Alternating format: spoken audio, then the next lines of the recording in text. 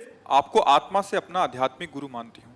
लगभग 20 वर्षों से साधना के देखो बाद आत्मा से क्यों, अभी बच्चे हो इसलिए आत्मा ही तो गुरु है। आत्मा से गुरु मानते हैं, उसका आप कहना नहीं जान रहे। आप कहना चाहते हैं कि हम हृदय से आपको गुरु मानते हैं, क्योंकि आत्मा ही तो हमारा स्वरूप है, आत्मा ही तो गुरु है। आत्मा दो थोड़ी होती है। मैं आत्मा से आपको गुरु मानता हूँ, ये विनोद वाली बात है। आत्मा ही गुरु है, आत्मा गुरुदेव है और वो एक है।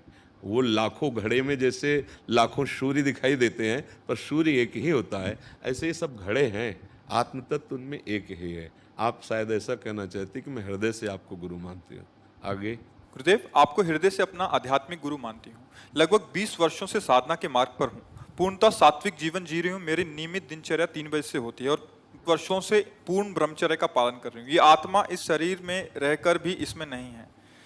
मैं नाम जप के साथ साथ नाम में ही ध्यान साधना करती हूँ। पिछले कुछ समय से ध्यान में किसका हमेशा है, आपके किसका साथ है? और श्री जी के चरणों के दर्शन होते हैं। हाँ, तो देखो हमारी प्रार्थना है कि अभी शब्दों में त्रुटि, क्योंकि अपने अध्यात्म मार्ग के पथिक है ना, तो शब्द पर ही पूरा चिंतन होता है।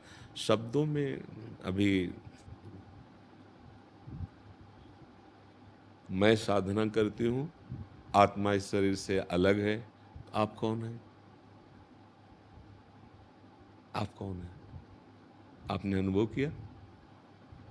तो क्या होता है कि हम शुद्ध ज्ञान को ना समझने के कारण वंचित रह जाते हैं। आप ही आत्मा है। ये शरीर पोशाक है, जैसे स्त्री शरीर है, पुरुष शरीर है या पशु शरीर है। ये कर्म के अनुसार पोशाक मिली है, लेकिन पोशाक को पहनने वाला एक ही है, वो दूसरा नहीं है।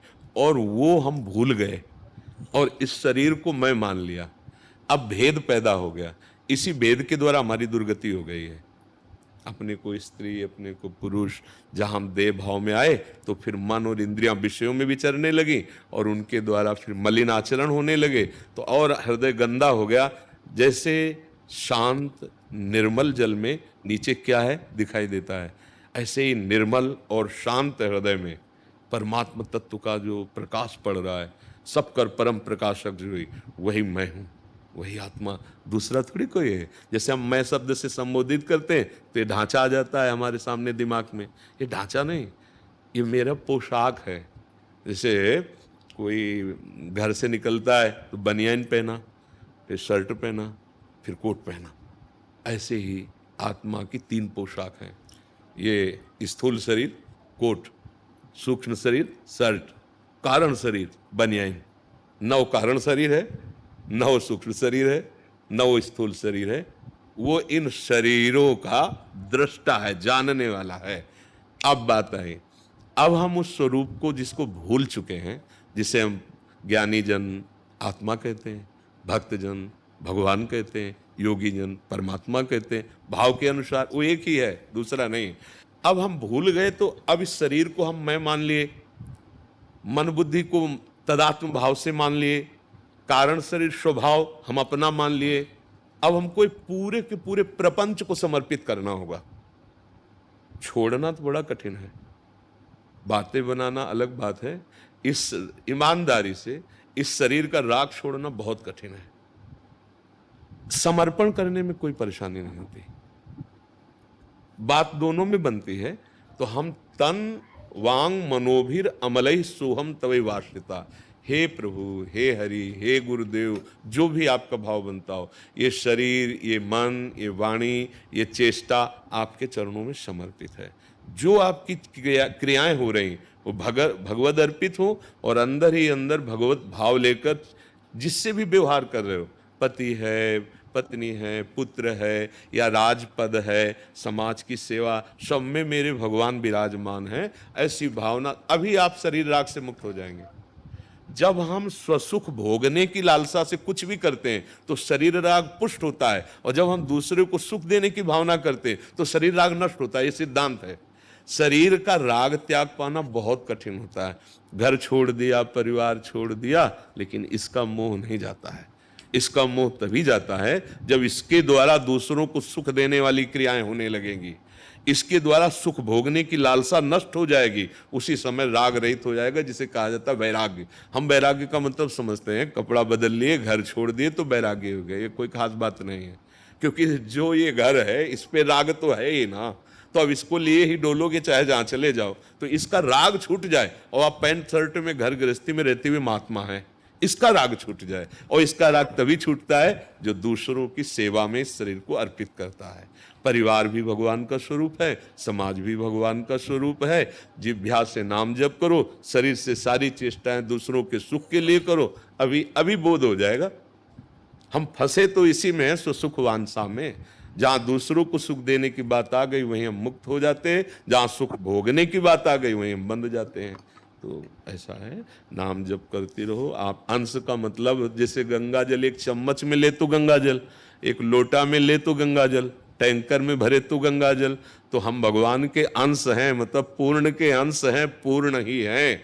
हमें कोई चाह नहीं है, पर शरीर अपूर्ण है, इस पे ममता करने के कारण चाह पैदा हो गई। चाह मिटा दे सो महात्मा, और चाह में फंस गया वही दुरात्मा। वो कोई स्त्री पुरुष नहीं है, ये खेल चल रहा है भगवान का, ये पोशाक है। आप संतुष्ट है ना? आपको कोई इस प्रश्न पे संशय तो नहीं है? थोड़े टाइम से जब भी मैं ध्यान करती हूँ, हमेशा आप और श्रीनी के चरण दिखाई देते हैं। वो जो ऊर्जा है, वो ऊर्जा का प्रभाव मुझसे सहन नहीं होता। हाँ, वो तो आप क्या बड़े बड़े से सहन नहीं होता, चिल्ला चिल्ला के हम भी रो पड़ते हैं।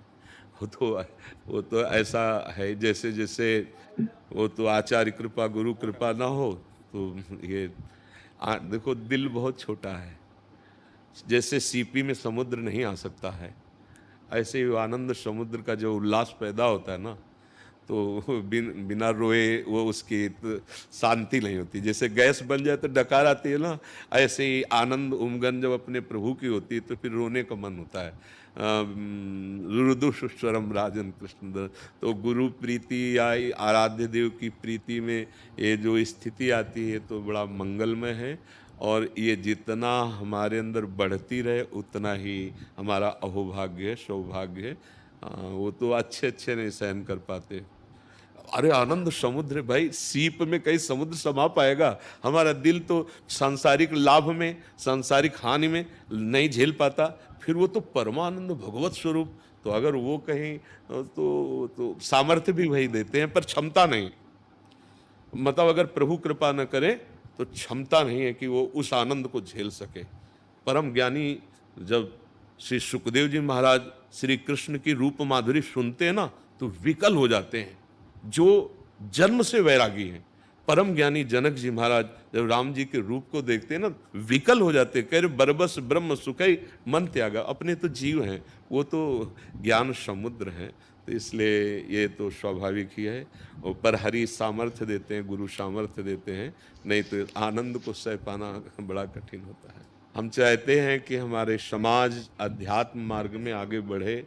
आप जैसे सद्भाग्य वाले जिनका अध्यात्म में प्रवेश है, अगर ये बढ़े ना, तो अब देखो एक गृहिणी बन करके संसार में रहना, एक बस उतना जीवन नष्ट कर देना, और एक अध्यात्म का पथिक होके, तो हमें बहुत, इसीलिए हम बार बार आपसे कि आप संतुष्ट हैं ना, क्योंकि अध्यात्म मार्ग का पथिक अगर एक हो गया तो मोहल्ला, पड़ोस, घर, बच्चे, परिवार सब में चैतन्यता आ सकती है, सब में दिव्यता आ सकती है, दैवी सद्गुण आ सकते हैं।